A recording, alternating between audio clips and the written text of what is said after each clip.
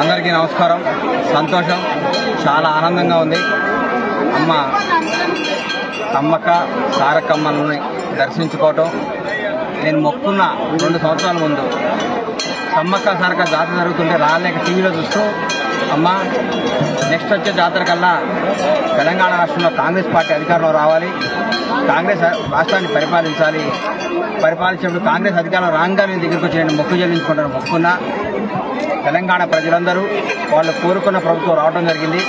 కాంగ్రెస్ ప్రభుత్వం అధికారం రాగానే రావాలనుకున్నా ఈ 1 మంత్ లేట్ అయింది. అమ్మ వాళ్ళ క్షమాపణ కోరుకున్నా కూడా మళ్ళా రావాలి. తెలంగాణ ప్రజలందరికీ మంచి జరగాలి.